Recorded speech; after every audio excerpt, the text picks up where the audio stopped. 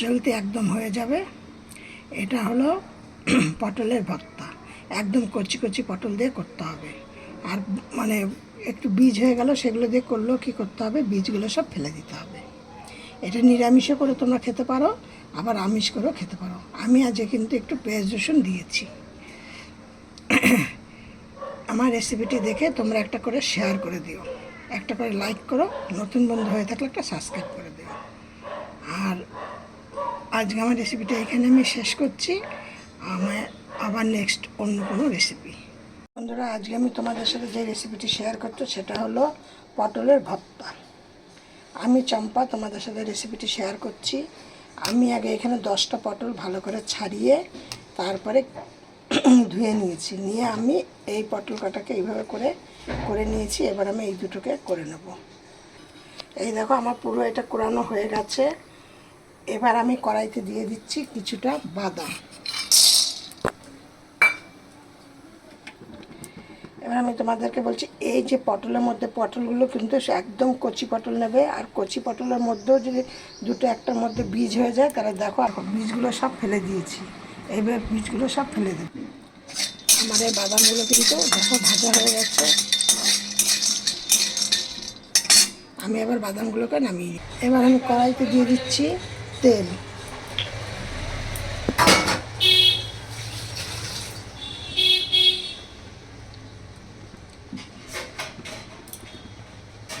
এবার দিয়ে দিলাম একটা শুকনো লঙ্কা। এই ভর্তাটা কিন্তু বানানো খুব সোজা একদম। যদি আপনাদের হাতে সময় না থাকে তাহলে আপনারা কিন্তু এটা একদম 5 মিনিট সময়ের মধ্যে তোমরা এটা করে ফেলতে পারবে।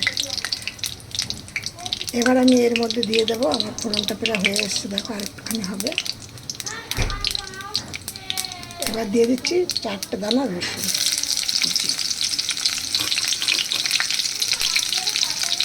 এবার দিয়ে দিচ্ছি কিছুটা পেঁয়াজ। এবার এর মধ্যে দিয়ে দিলাম কিছুটা জিরে লঙ্কা বাটা। আর দিয়ে দিলাম 3টে কাঁচা লঙ্কা। আর কিছুটা কাশ্মীর লঙ্কার গুঁড়ো।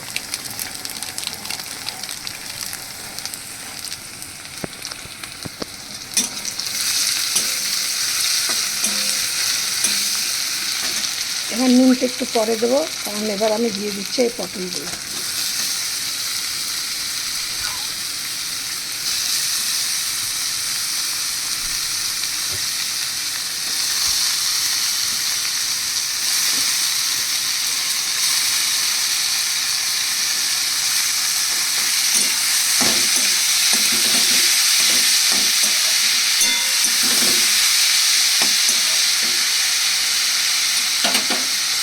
এবার দিয়ে দিচ্ছি একে একে দিলাম নুন।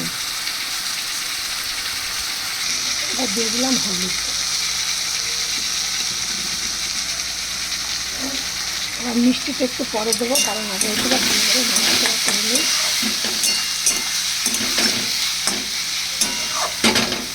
এইগুলো করতে গেলে কিন্তু একটুখানি তোমাদের তেলটা একটু পরিমাণে বেশি দিতে হবে।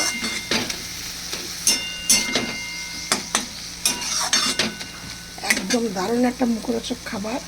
পটল তো অনেক রকমের খেয়েছো, আজকে তোমরা একটু এরকম করে তোমাদের সাথে শেয়ার করছি, তোমরা এরকম করে খেয়ে দেখো। পটল দিয়ে একদম অনেক কিছুর রেসিপি তৈরি করা যায়। যে আজকে তোমাদের সাথে এটা করছি, পরপর এখন তোমাদের সাথে একটা করে রেসিপি শেয়ার করব। এবার দিয়ে দিচ্ছি চিনি এর মধ্যে।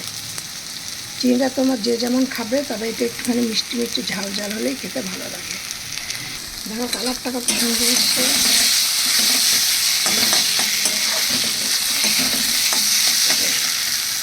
ভালো বন্ধুরা, দেখো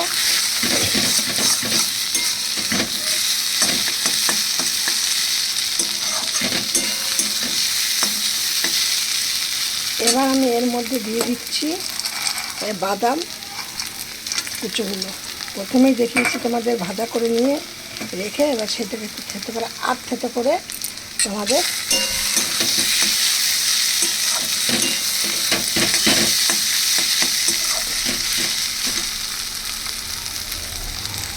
তোমাদের হাতে যদি বেশি সময় না থাকে তাহলে তোমরা এইভাবে একটা রেসিপি তৈরি করে তোমরা কিন্তু সবাইকে খেতে দিতে